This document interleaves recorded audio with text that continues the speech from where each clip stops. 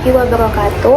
Perkenalkan, nama saya Armian Ruwaida. Kali ini saya akan menjelaskan tentang sejarah peradaban Islam di abad pertengahan. Yang pertama, definisi sejarah. Sejarah secara umum adalah ilmu yang mempelajari peristiwa atau kejadian pada masa lalu yang benar-benar terjadi dengan tujuan untuk merekonstruksi atau memahami apa yang terjadi pada masa tersebut. Selanjutnya, metode kajian sejarah. Metode kajian sejarah itu ada 4. Yang pertama, heuristik atau pengumpulan sumber. Yang kedua, kritik sumber. Yang ketiga, interpretasi atau menganalisis data. Yang keempat, historiografi, penulisan sejarah. Selanjutnya adalah konsep peradaban Islam. Konsep peradaban Islam, fondasi utamanya adalah Tuhan atau Allah.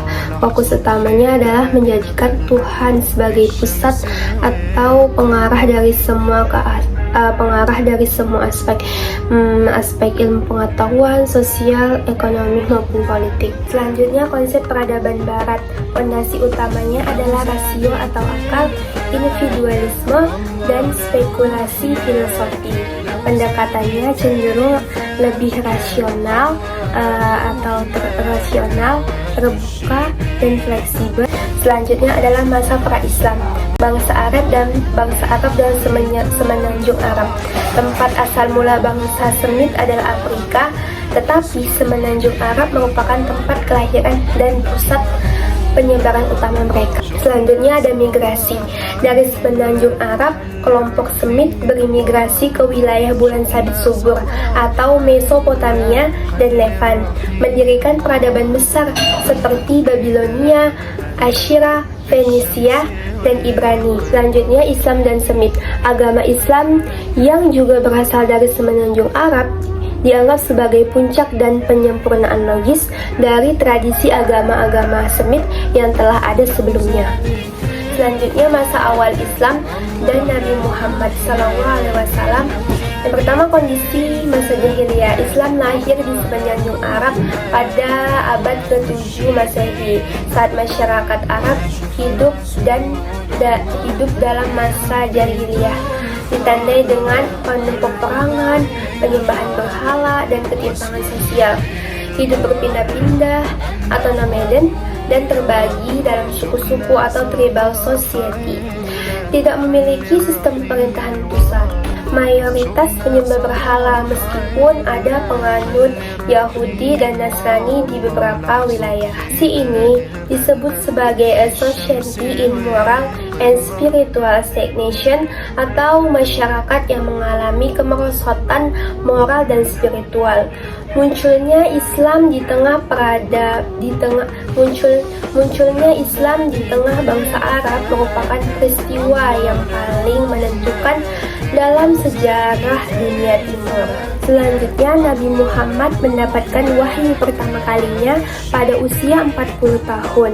Ia mendapatkan wahyu pertamanya di Gua Hira.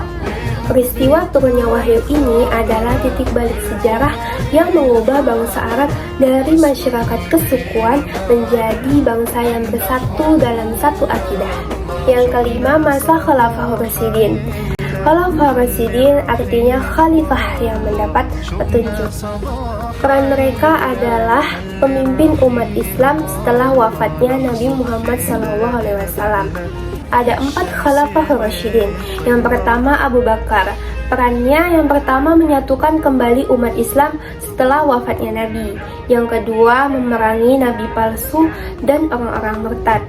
Dan yang ketiga, mengumpulkan Al-Quran dalam satu mushaf. Khalifah yang kedua adalah Umar bin Khattab. Perannya yang pertama meluaskan wilayah Islam ke Persia, Syam, dan Mesir. Yang kedua, membentuk sistem pemerintahan dan pengadilan. Yang ketiga, mencetuskan penanggalan Hijriah. Dan yang keempat, pembangunan Baitul Mal. Khalifah yang ketiga adalah Utsman bin Affan. Ia berperan untuk menyempurnakan pengumpulan mushaf Al-Quran dan menyebarkannya, perluasan wilayah hingga ke Afrika Utara. Dan yang terakhir, peningkatan kegiatan perdagangan dan kemaritiman. Yang keempat adalah Ali bin Abi Thalib. Ia berperan berusaha menjaga persatuan umat di tengah konflik. Dan kedua, menerapkan nilai keadilan dan kejujuran dalam pemerintah, serta mengembangkan ilmu pengetahuan. Yang keenam ada dinasti Umayyah. Dinasti Umayyah adalah kekhalifah kedua setelah Khulafaur Rasyidin, didirikan oleh Muawiyah bin Abi Sufyan.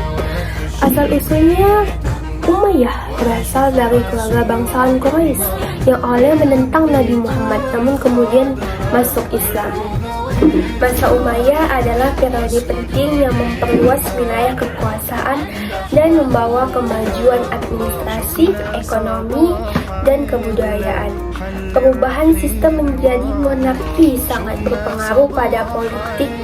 Selanjutnya, Umayyah masih bisa kita lihat pada arsitektur dan penyebaran bahasa Arab.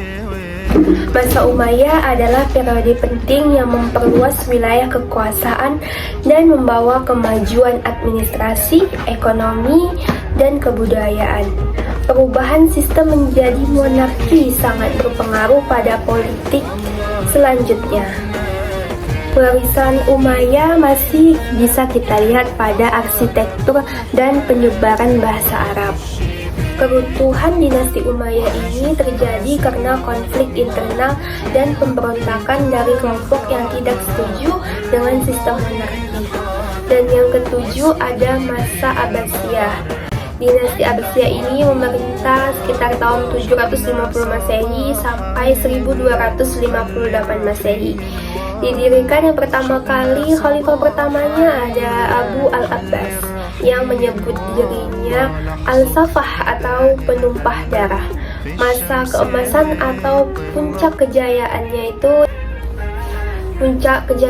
yang pertama adalah pusat ilmu. Khalifah Al-Ma'mun mendirikan Bait Al-Hikmah atau rumah kebijaksanaan di Baghdad yang menjadi pusat riset dan penerjemah ilmu. Selanjutnya lahirlah ilmuwan besar. Yang pertama itu Al-Khwarizmi, ilmuwan matematika dan astronomi. Yang kedua Ibn Sina atau Avicenna dan Al-Razi atau Rahes di bidang kedokteran. Dan yang ketiga Al-Farabi dan Al-Hindi di bidang filsafat. Munduran dinasti Abbasiyah dimulai setelah masa Khalifah Al-Watsih dan lebih jelasnya setelah kematian Khalifah Al-Mutawakkil. Akhir tragisnya pada tahun 1258 Masehi, Baghdad diserang dan dihancurkan oleh tentara Mongol yang dipimpin Hulagu Khan. Khalifah Al-Mu'tasim dibunuh dan dinasti berakhir. Mungkin sekian yang bisa saya dapat sampaikan. Bila ada kata-kata yang salah, saya mohon maaf. Akhir kalam. Assalamualaikum warahmatullahi wabarakatuh.